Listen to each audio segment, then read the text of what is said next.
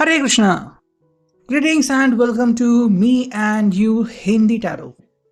आज का हमारा टॉपिक है आधी रात आपको याद करके क्या सोचा जा रहा है। अभी इस वक्त की उनकी दिल की बातें हम कर रहे हैं। रीडिंग हमारे सामने है टैरो और कुछ ओरेकल। रीडिंग होने वाली है for all science general collective Hindi tarot reading. सबसे पहले हम लेते हैं इस टैरो को। ये है बड़ा सा फेरी टेल टैरो। करते हैं कार्ड्स की shuffling and here we go. देखते हैं हमें यहाँ पे क्या कार्ड्स मिलते हैं। एज पर योर सिचुएशन, आपके परिस्थिति के अनुसार कुछ बातें या बहुत सारी बातें आपके साथ रेजोनेट हो सकती है। जो पहला कार्ड मिला है वो है 4 of hearts, cancer, Scorpio, Pisces.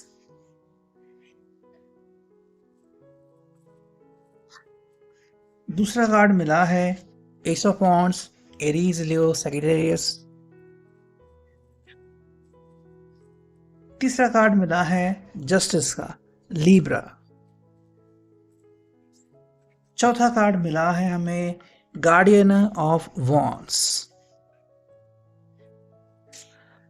देखो, अगर हम पहले कार्ड से देखें, शुरुआत देखें, देखो यहाँ पे इस पर्सन को लग रहा है कि भाई मुझे शायद कुछ और चुनाव करना ज़रूरी था, या फिर मुझे अपने आप में बदलाव करना ज़रूरी था। ये उस बदलाव की अपेक्षा कर रहे हैं और शायद आपसे सुनना चाहते हैं कि वो कौन सा बदलाव है जो आप चाहते हैं कि इनके अंदर हो जाए।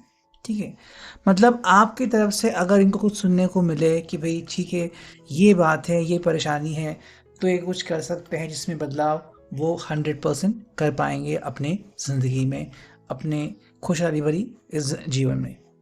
देखो, इनका सिंपल कहना है कि यहाँ पे बातें करना बहुत इंपॉर्टेंट है, और इसलिए एस ऑफ वॉन्ड्स का कार्ड हमें यहाँ पे दिख रहा है, जहाँ पे वो क्लियरली कह रहे हैं कि बातें होनी बहुत इंपॉर्टेंट है। इस वक्त वो आपको काफ़ी ज़्यादा मिस कर रहे हैं। जैसे आपको यहाँ पे एक बटरफ्लाई दिख रहा है, सिंपल यहाँ पे पर्सन जो आपको मिस कर रहा है, और इसको ट्रांसफॉर्मेशन भी कहीं ना कहीं वे महसूस हो रहा है कि भाई बातें होनी चाहिए। बिना बातों के तो ये आपको समझ नहीं पाएंगे, ना ही आप इनको समझ पाओगे। थर्ड जो कार्ड मिला है वो है जस्टिस का कार्ड।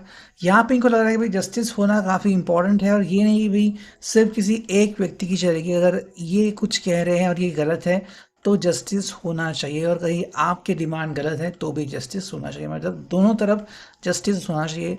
ये नहीं भी कोई एक पर्सन खुश है और दूसरा पर्सन सैड रहे। ठीक है, तो जस्टिस यहाँ पे दोनों व्यक्ति के लिए आ रहा है।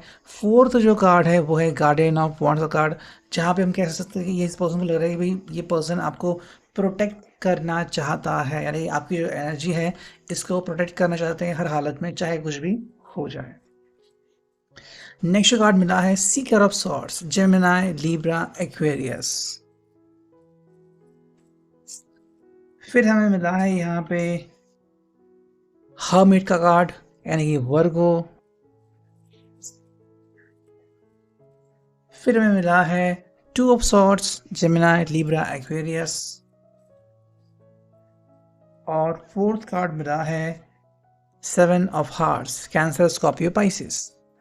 देखो, यहाँ पे पर्सन क्लियरली कह रहा है कि भाई बातें होनी इम्पॉर्टेंट है, और ये खुद आप तक पहुँचना चाहते हैं, आपसे बातें करना चाहते हैं, आपसे रूबरू होना चाहते हैं।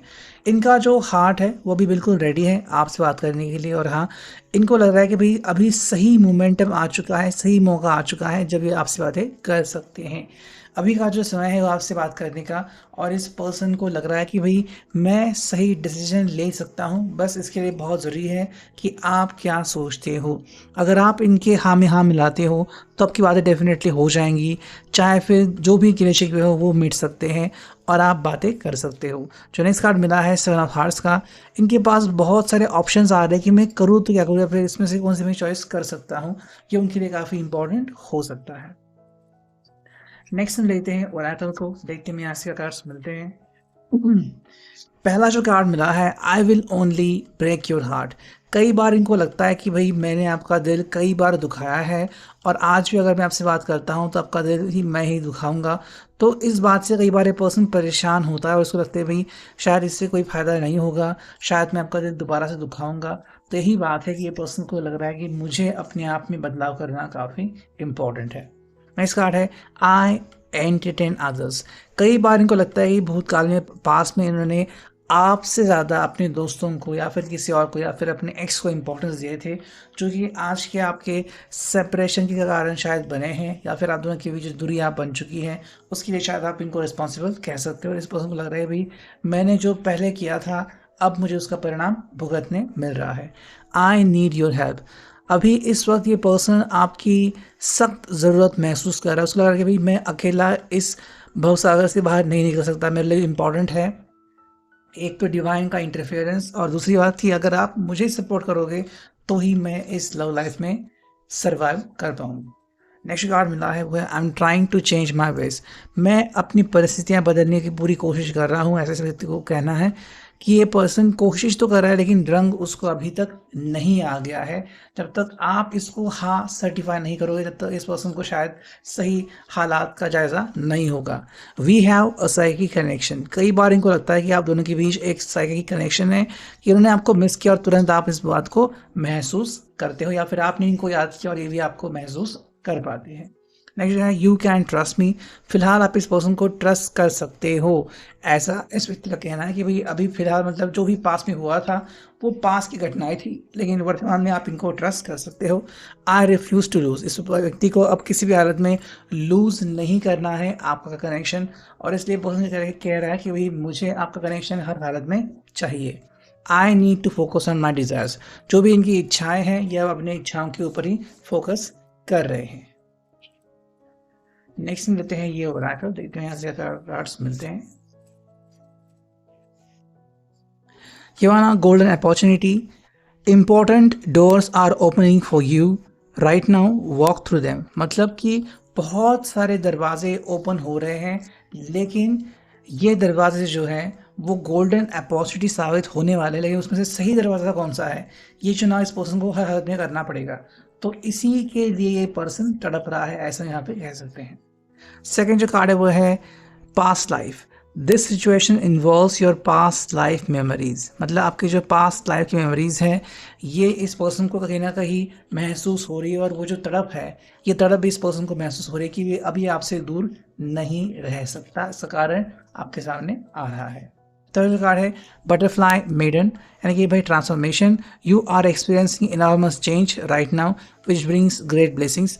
बहुत सारे बदलाव इस व्यक्ति की ज़िंदगी में हो रहे हैं, इसी कारण ये व्यक्ति क्या कर रहा है, इसको लग रहा है कि भाई अब मैं आपसे दूरियां बर्दाश्त नहीं कर सकता। थर्ड जो कार्ड है वो है peace. There is no need to worry as everything is working out beautifully. मतलब हर चीज़ सक्सेसफुल होगी, अब परेशान होकर कोई फ़ायदा नहीं है, बल्कि सक्सेस आपको मिलने ही वाला है।